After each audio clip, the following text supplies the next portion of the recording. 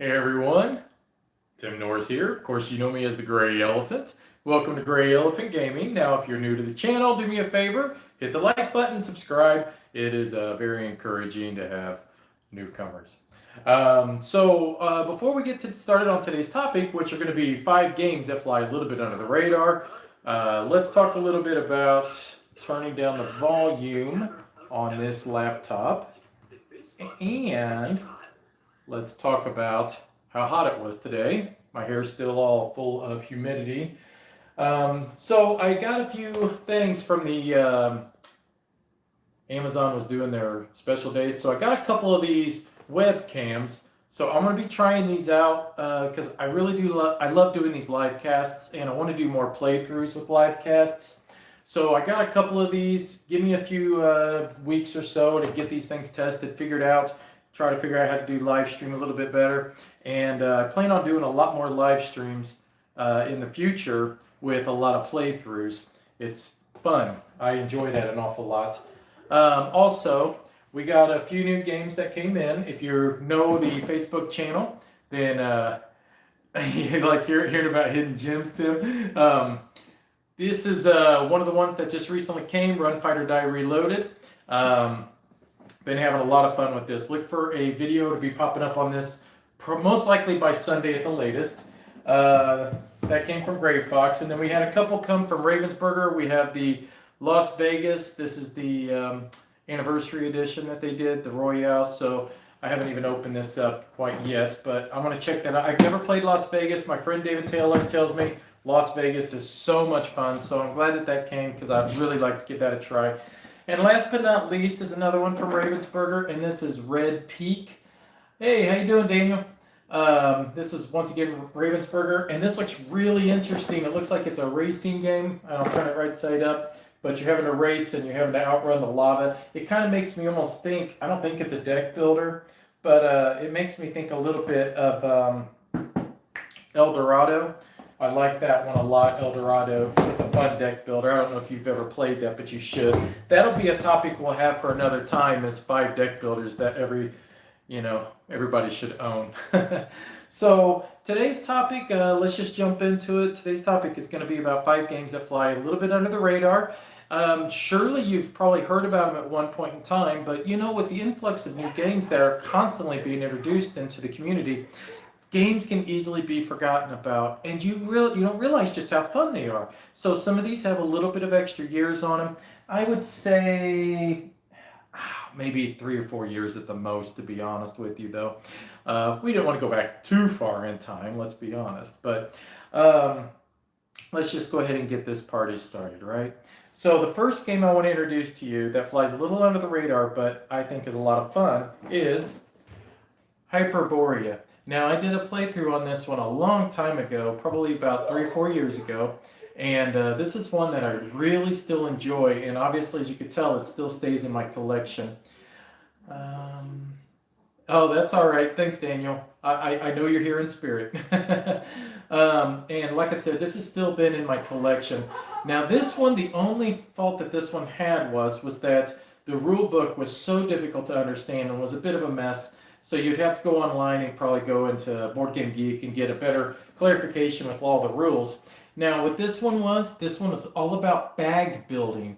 And if you're not familiar with bag building, it's just like deck building, but you're going to have cubes that you put in a bag that you draw out of the bag versus cards that you draw. And you got like basically a civilization here that you're going to be in control of, like a race. And you're going to have a home tile that you start on, and you're going to keep expanding out all across the map. And you'll be fighting against the other players. But what I like about this one is that the conflict is kind of, it's encouraged to an extent, but at the same time, it's not like that's the main goal of the game, because you're rewarded for the first kill of an opponent. But after that, it's not really like super valuable to keep killing that opponent, but you do want to try to collect 1 kill from each one of your opponents if you can. And then there will be ghosts, and you have to go in there, and those are ruins, and you have to try to remove the ghosts to be able to get to the tiles, to the ruins. Then there's these cards that you can get as well, and these are cards that you can use to upgrade your civilization. And this one is hey Mark, how you doing, bud? This one is so much fun.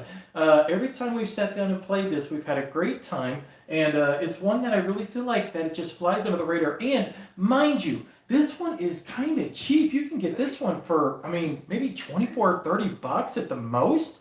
This is a lot of fun in a box for that price, and I highly recommend that if you can get a shot at trying to play that, well, you should, obviously. That's one I feel that flies under the radar that kind of had a bad rap about it, and I don't really understand why, because I loved it from the very first time I played it.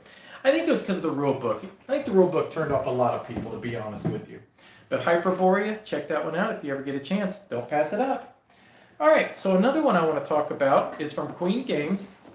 And once again, if you follow GreyElephant Gaming on Facebook, you would know that I play this one quite a bit with Amanda, in fact. This is one of the first games that I taught her to introduce her into gaming. To me, it's a very light game. It's a game that you can easily introduce to non-gamers to be able to get them into gaming, and it did just that, because now she's absolutely hooked and she can't stop playing. So, what's this one about? So Parfum is all about doing just that. You're trying to create fragrances, and you're trying to draw in the customers who are lined up here at the top to, you're building the fragrances here with the tiles.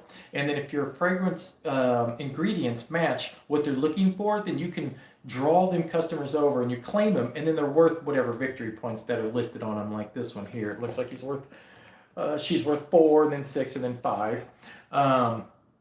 Asara? I've not heard of Asara. I'll have to check that out, Tim. And the way you do this is by rolling these dice, and you have to try to be successful in rolling these dice.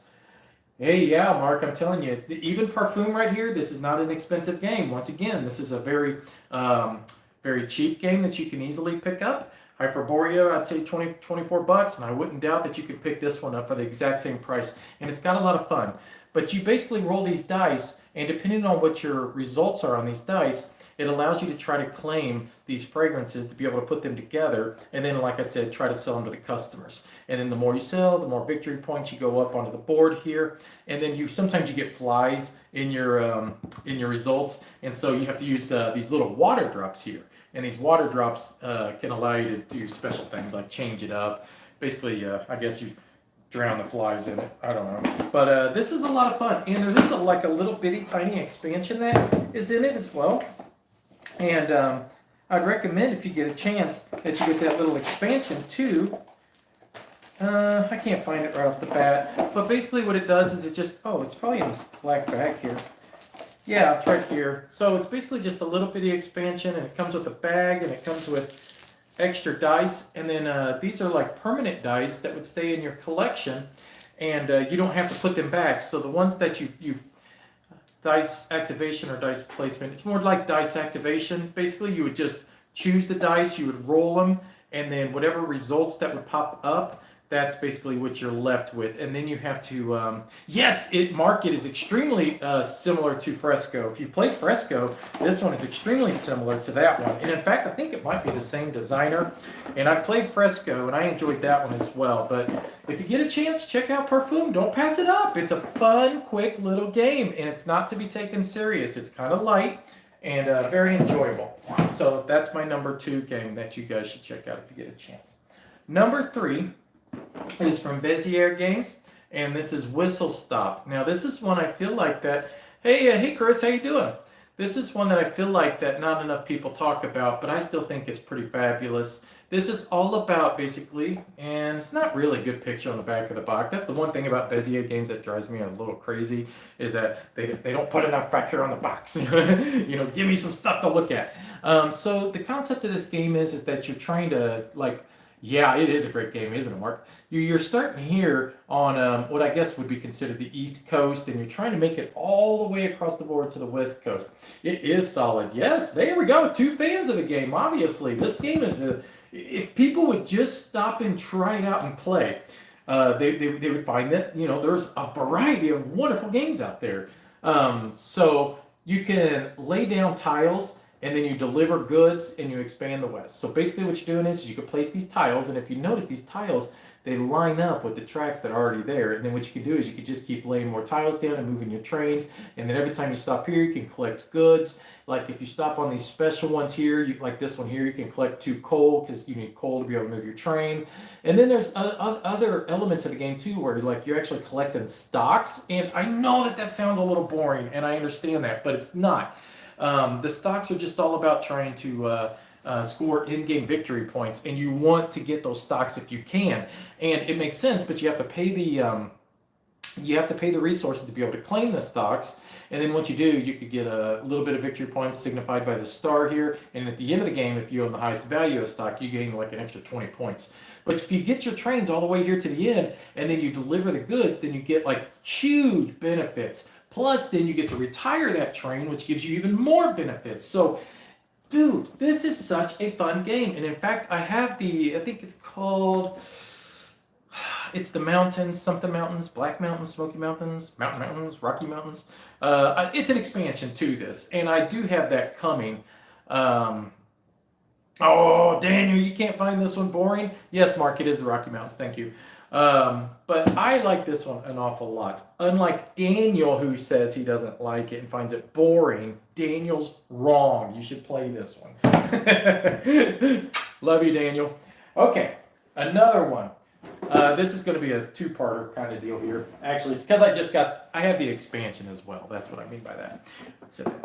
So this is one that I really never see anybody talking about, but people really should talk about it because it's a lot of fun. Fate of the Elder Gods. This one's been, I would say, 2, maybe 3 years old now.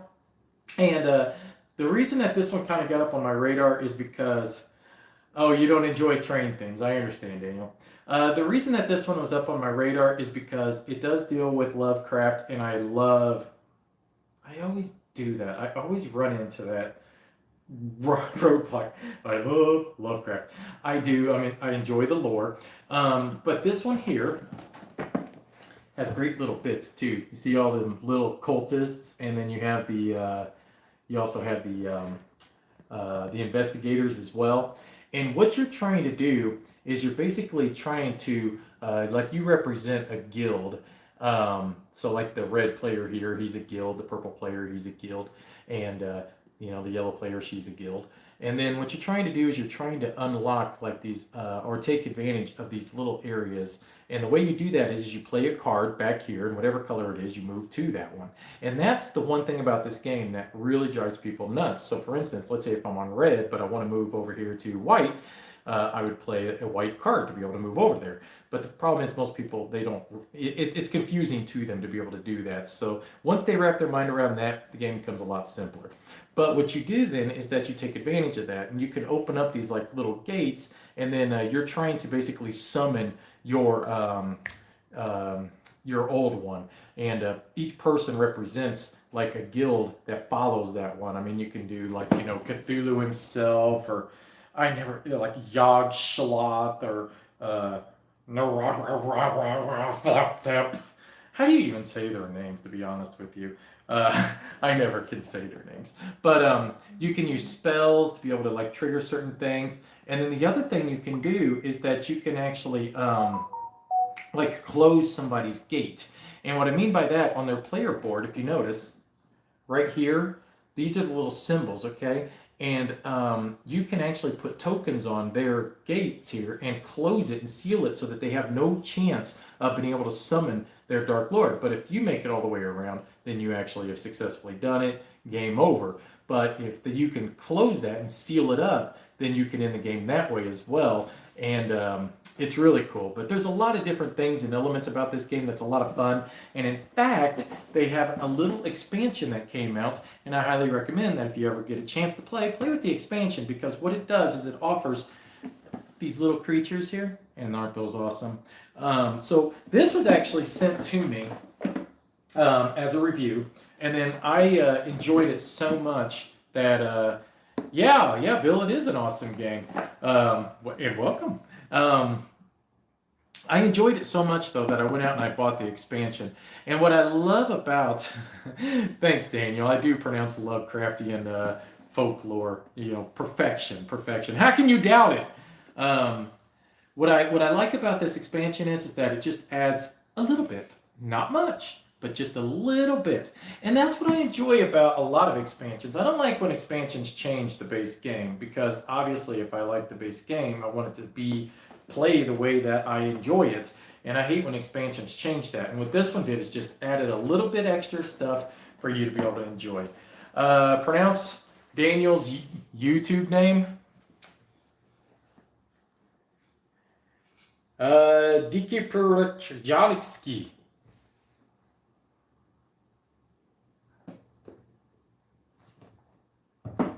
That's good. Only he can tell me I did it wrong. All right, we just got one more to talk about. And this one has been at least 4 years. This may have came out at the same time, Hyperborea, or maybe the year after. Discoveries. This is kind of like, okay, did you ever get into Lewis and Clark? You remember when that one came out? This one came out after that. So my game group had such a terrible experience. I know Bill's listening to me right now. We had such a terrible experience with Lewis and Clark, which is such a shame because that game is fantastic that we've shelved it, and it's still been sitting on my shelf for freaking ever. How many honorable mentions after the last one? No honorable mentions this time, Bill. Just this will be the last one. And we shelved it, and it's still sitting on my shelf, and it's a shame because it is so stinking fun.